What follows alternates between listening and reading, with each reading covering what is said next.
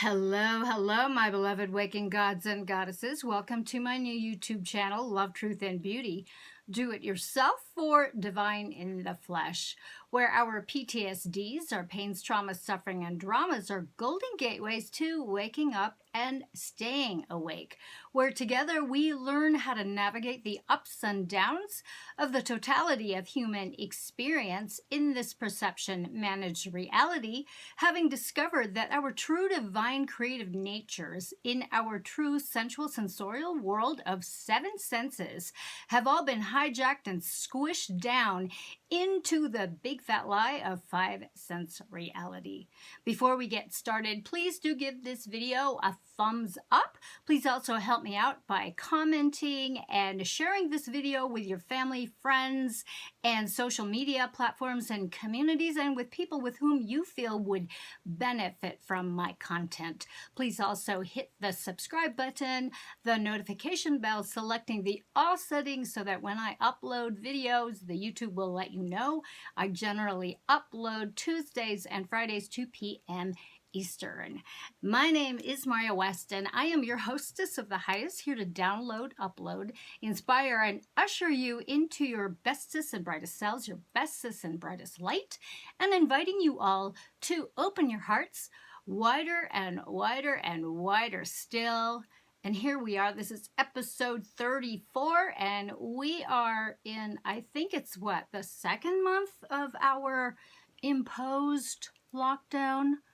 So in this video, I want to continue our excavation of mind control and doing the great work, the great inner work of awakening to truth, our own truth, and to possibly move into the discovery of absolute truth, and specifically addressing some of the divide and conquer agendas of the powers that want to be in what I call New Age bullshit woke spiritual camps of fake spiritual gurus, fake tantric masters, and ongoing cult abuse. Last time I talked a little bit about outing some fake tantric mastery, trickery, fuckery, and that was well received. This is part two. As the subject, like I said, is vast. Its abuses are far-reaching, twisted, occulted in what I called pheromone drenched, love and light only, airy-fairy demonic trickery of gods and goddesses, the oohing and ahhing, and of course the ongoing psyop of the goddess, as in woman, of course, in sexual service to him. And this is egregious in its scope of trauma-based mind control and the vampiristic harvesting of the divine human creative life force energies, especially in human sexuality, especially since our sexuality is one of the lowest common denominators for humanity, for the powers that want to be, and their soul-sucking strategies to infiltrate and tempt and collude with us to get us to victimize ourselves over and over and over again. In trauma healing and also in these New Age bullshit camps where it is a huge pop business of instant spiritual enlightenment in pop spirituality as promulgated by the powers that want to be.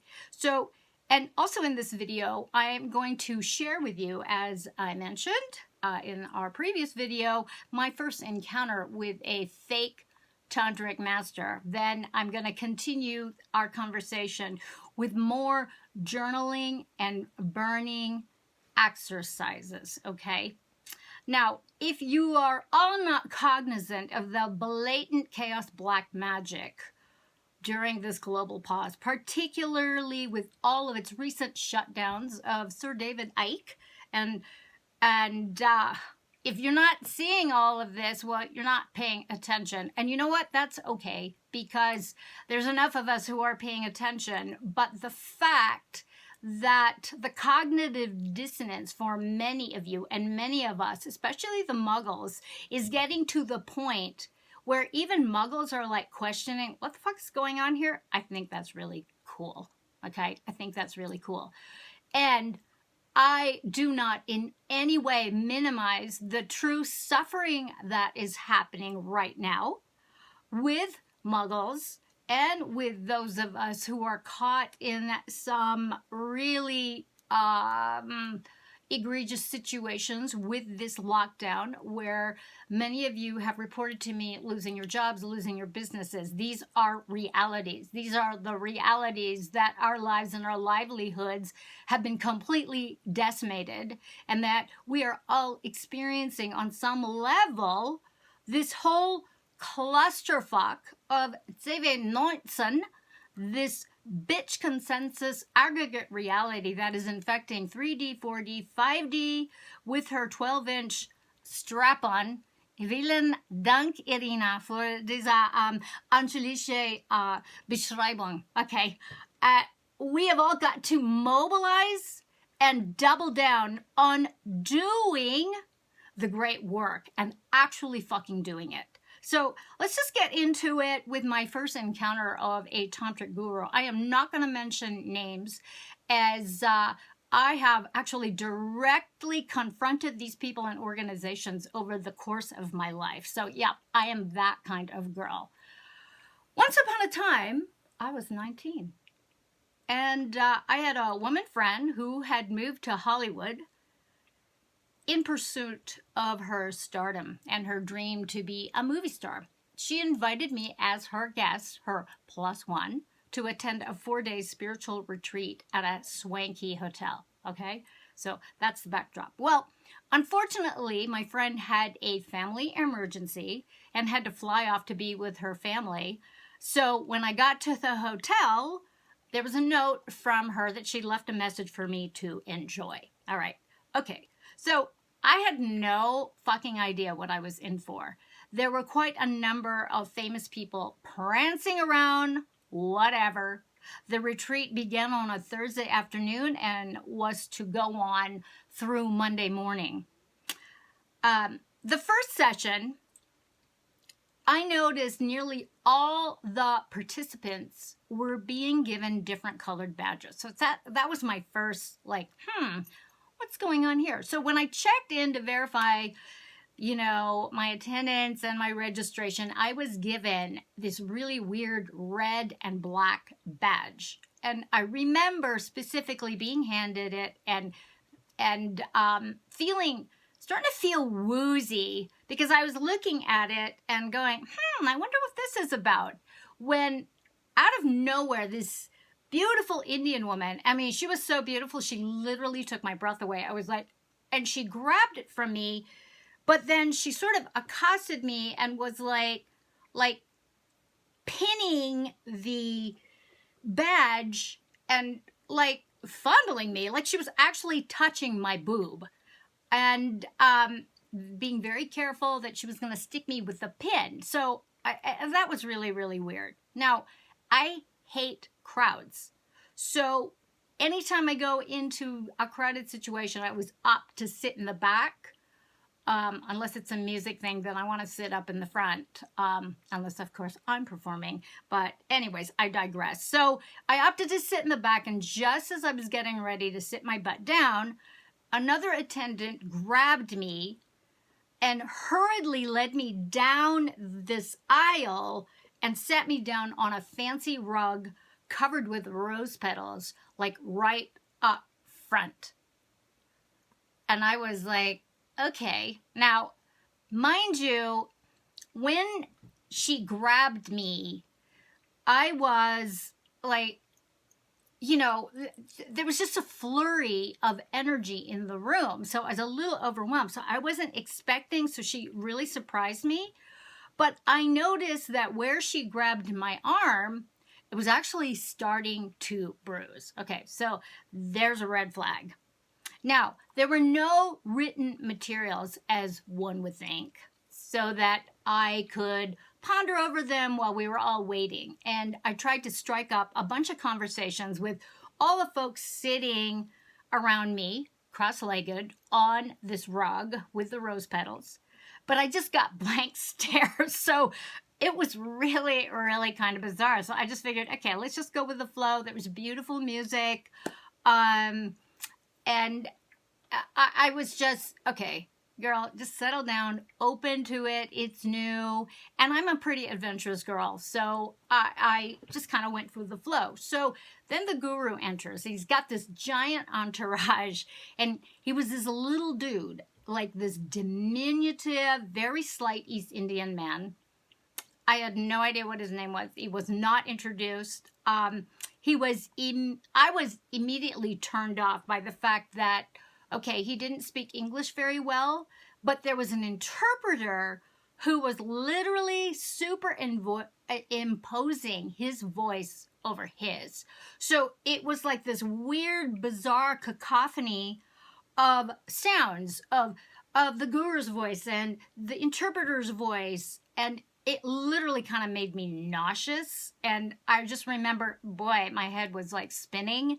And then the music, which was actually, you know, very beautiful, it started into this weird sort of, it was starting to escalate. And chanting began. Now, mind you, one of my childhood friends is from India. And her mother was this beautiful singer, sitar player. So my love of classical Indian music was set. You know, I love it. But there was something off about this. And everyone was singing, everyone was chanting. I didn't know what the fuck was going on. I didn't recognize anything. I didn't recognize in the song. And it became very obvious to me that I was the only one in this conference room, like pretty much unschooled in what the fuck was going on, okay? Now, what struck in my mind was, there was a term that I'd never heard before that kept getting repeated and repeated and repeated throughout the evening. So I was paying attention, Paramatman light.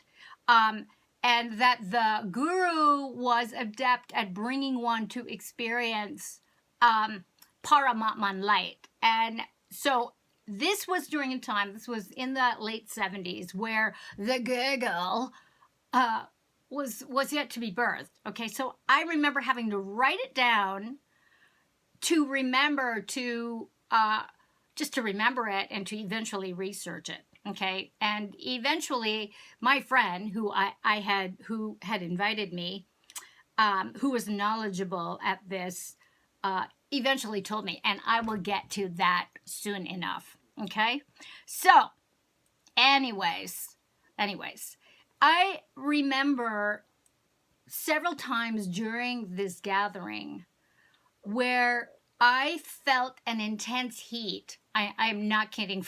I'm not kidding you. I'm kind of embarrassed to share it, but felt this intense heat, like in my yoni, like what's going on? Where I felt kind of like this buzzing, and the energy was coming up from my yoni. It would go into my stomach and go into my chest and in my heart. And at one point, I felt like my head was going to explode from this sort of overwhelm of, for lack of a better way to describe it, pleasure.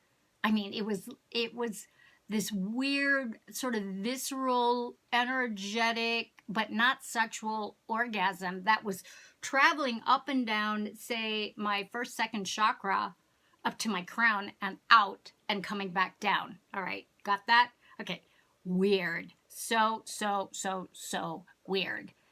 Several times during the evening, I remember wanting to bolt, to get the fuck away, because I felt very uncomfortable with the sensations that were happening. I didn't know what was going on. I felt really weird. Like, what's happening to me? I mean, is this about this normal shit? Because it's weird. It's never happened to me before. But I just sat there and pretty much frozen through what seemed to be an eternity of chanting, and there would be these weird call and response format kind of things, and I had no clue. I had no clue what anybody was saying, but I do remember feeling not only these orgasmic surges, but like a stranger in a strange land, to be perfectly honest. And it just seemed like everybody but me was hypnotized, even though I was having these visceral, physical, pleasurable, weird, bizarre sensations throughout the evening session. And when the evening was over, it was like a spell had lifted and everyone was like kind of back to normal, talking about the Dodgers. I'm like, what's happening here? But, you know, no one paid attention to me. It was as if I wasn't there. So as I was gathering my things, you know, I had a little notebook and my bag, and then I sort of noticed, wow, I gotta pee and I gotta leave. I gotta pee. There was another attendant who just was like all of a sudden like in my face, who spoke exemplary English, and she hands me this placard, which is a private invitation reception to the penthouse, for the following Friday night. So I'm like, alrighty then. Okay. So needless to say, I was a bit like, I was kind of disoriented, discombobulated. And I know, here's a TMI alert here. When I got back to my room, I immediately went to the bathroom because I had to fucking pee. And I started a bath, but then I noticed that my moon cycle had begun, and this is 2 weeks early, and I didn't even realize it. And I remember just kind of looking and going, oh, geez, wow. I just kind of like bled all over the place. So that was weird, totally weird, you know? So these bizarre things happening with my body, the sensations, and then my period starting, you know, 2 weeks early, unheard of. Really just weird, okay? So I remember going into the room. Now, mind you, there were 2 queen-size beds there. My friend was supposed to be there with me.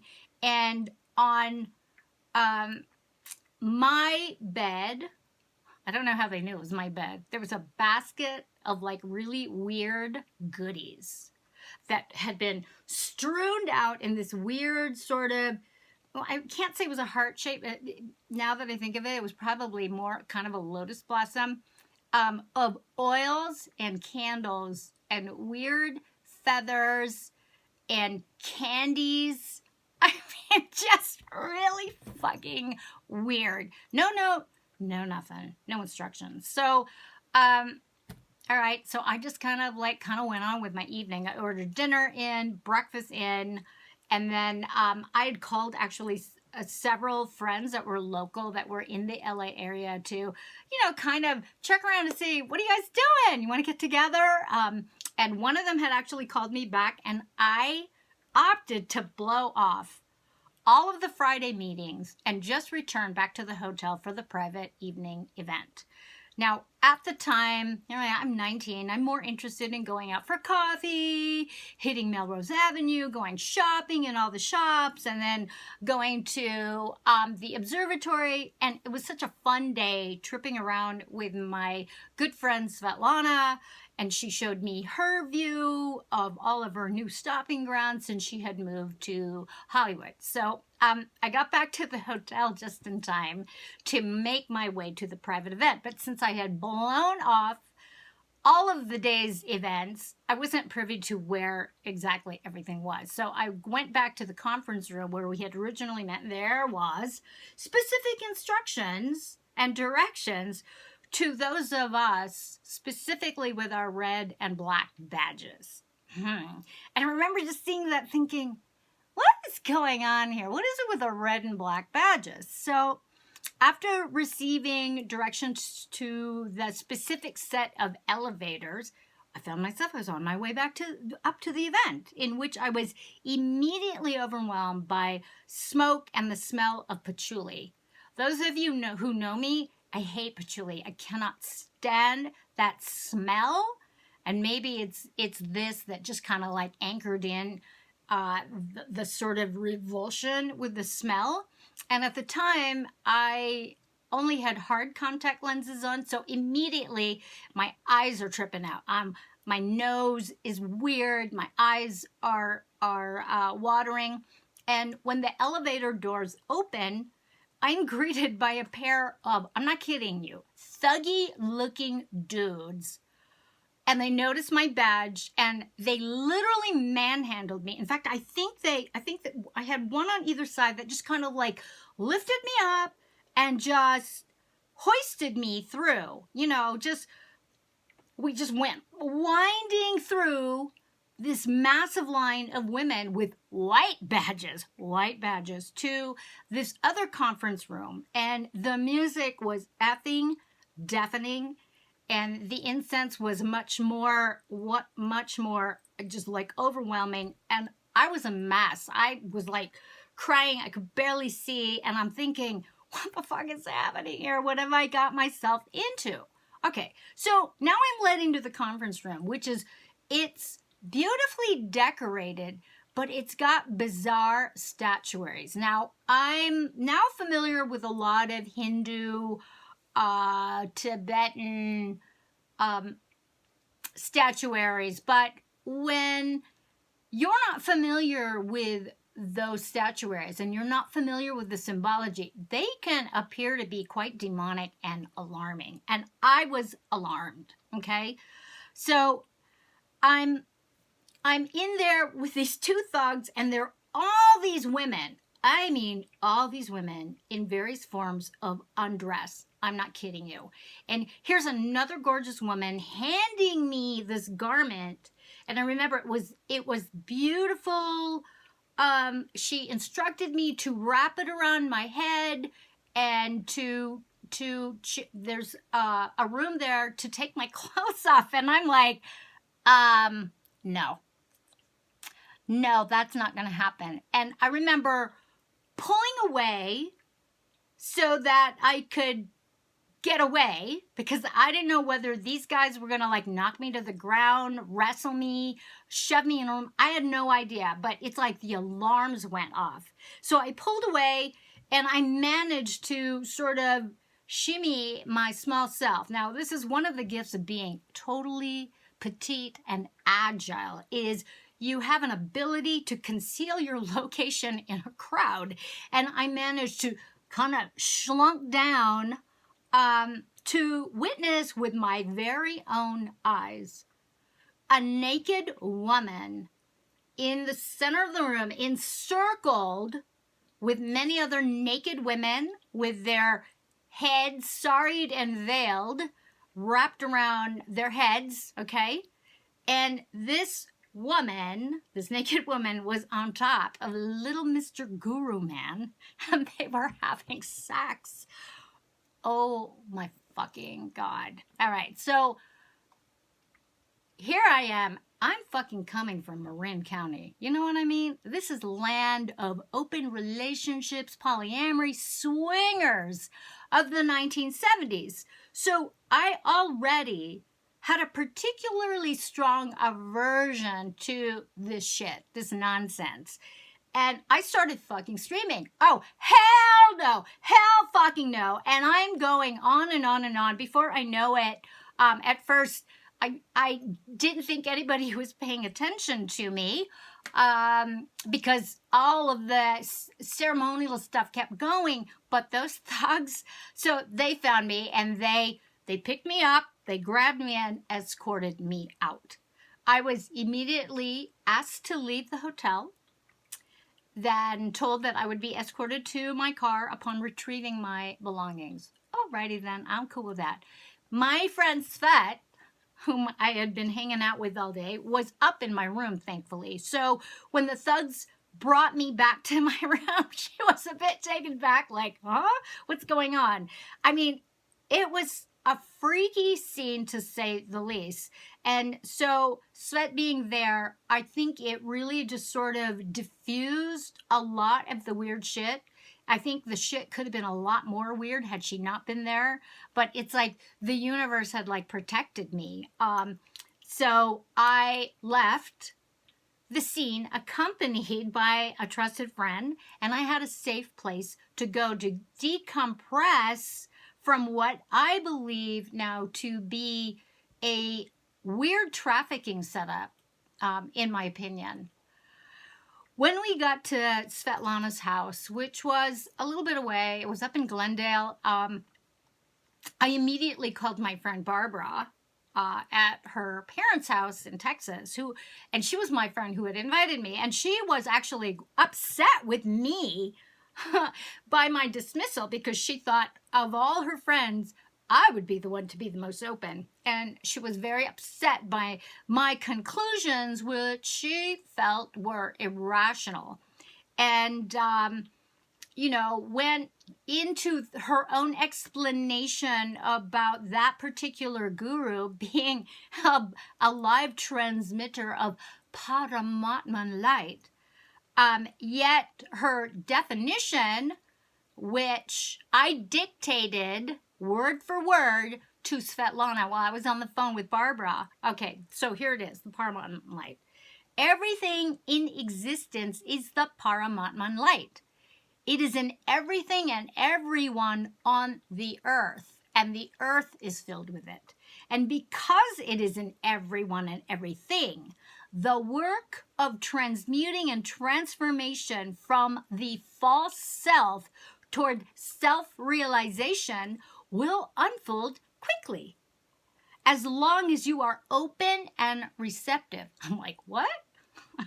So, according to my friend, this Paramatman light is so powerful that your openness and willingness toward it will awaken you instantly, like it or not. Okay, and I remember thinking, okay, I'm like down with that. But then I asked her this question. So my question to her was, okay, if that's true, why the fuck as women are we stupidly lining up to fuck this guy since we're already it? There was silence. She'd hung up on me, and she never spoke to me again. Okay, boom. So Svetlana made us martinis, and we laughed our asses off. And I spent the rest of the weekend at the botanical gardens and going to brunch, going to lunch and dinner, and I even got to play at an open mic at one of the clubs on Hollywood Boulevard. But this event haunted me for years because it made me realize that so many women and men are so susceptible to the influence of these charismatic gurus and leaders and these Christian ministers, these religious leaders, these cult leaders, that we give up our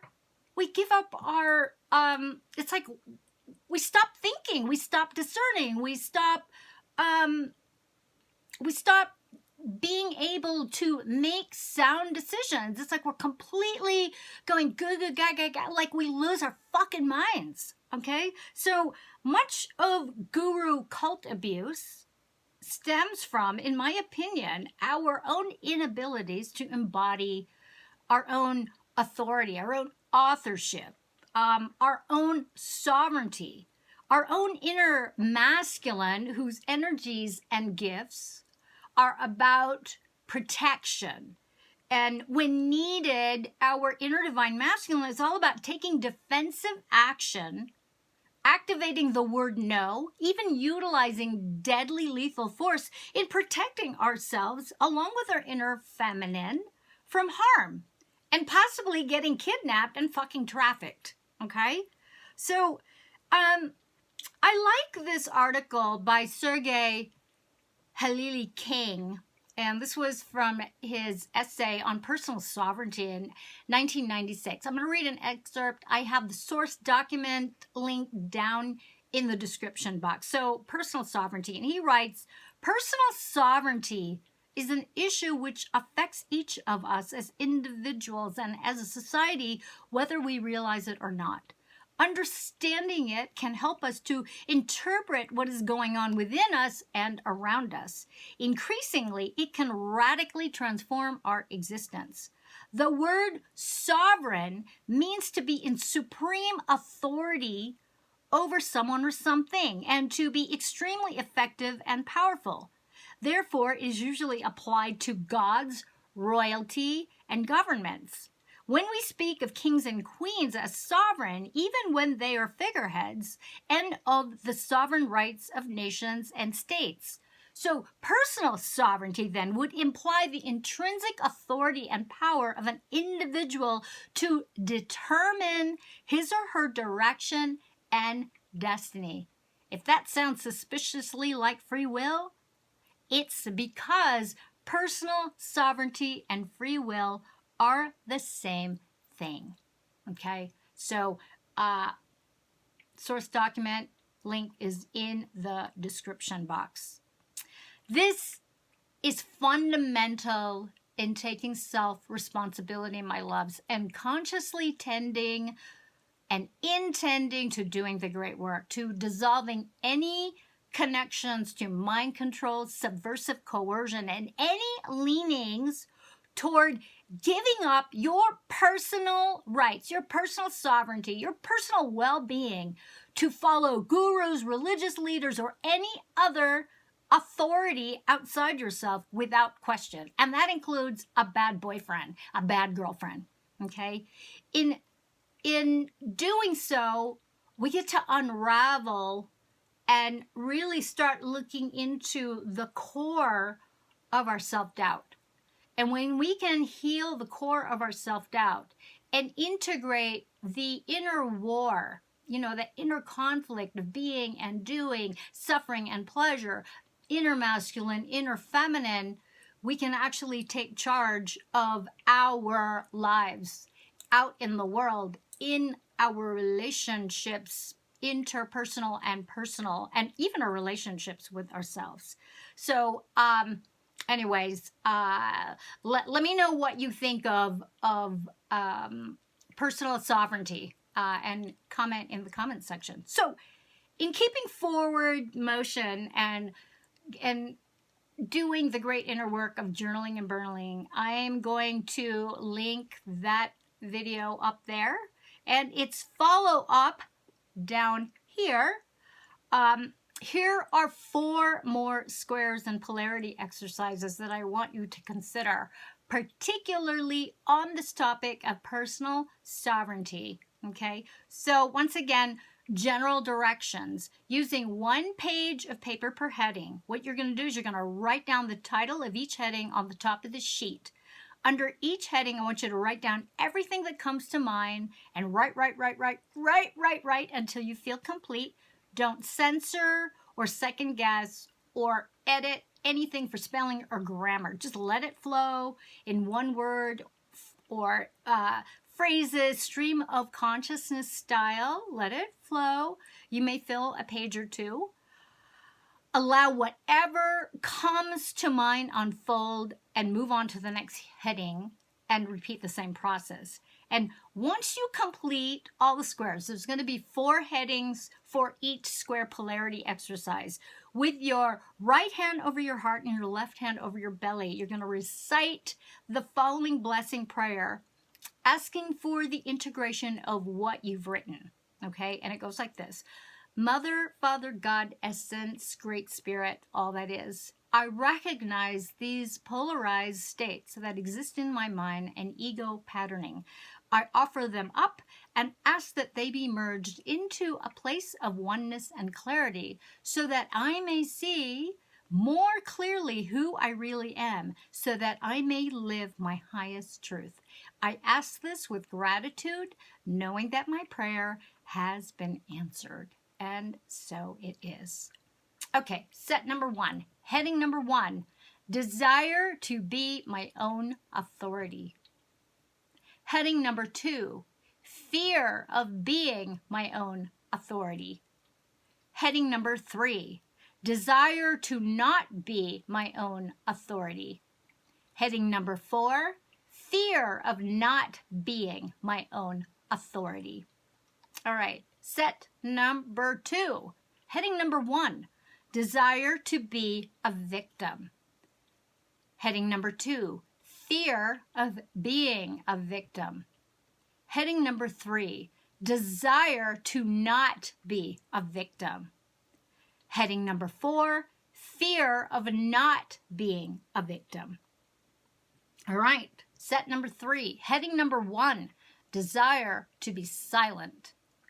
Heading number 2, fear of being silent. Heading number 3, desire to not be silent. Heading number 4, fear of not being silent. Set number 4. Heading number 1, desire to tell my story. Heading number 2, fear of telling my story. Heading number 3, desire to not tell my story. Heading number 4, fear of not telling my story.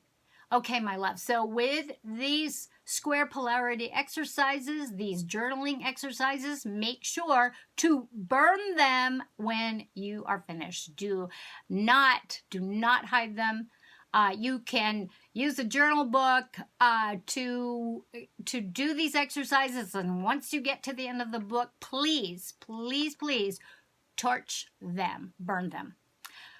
Okay, my loves, that's my speech. Please do give this video a thumbs up. Please comment about your experiences and share this with your communities, friends, and family members, and folks with whom you feel would benefit from this content. Please also hit the subscribe button and hit the notification bell, selecting the all setting so that the YouTube will let you know when I upload next. And if you find value and enjoy or benefit from my videos, won't you please consider supporting my work through a donation? My PayPal link is right below, as is my contact information. And you can email me with any questions. Give me a week. Well, actually, give me 2 weeks to respond. You can also query about how to work with me one-on-one, or train with me and learn direct from me how to become a force of cosmic nature to be reckoned with as a trauma-based mind control deactivator. Yes, you can learn my work of the last 3 decades. You can also find out how you can receive a free download of my first book, the first edition, Effed Wide Open, The Rude Awakening of the Heart-Based New Humanity, or you can support me directly. My Amazon links for edition 1 and 2 are also down below, along with my social media links to connect with me.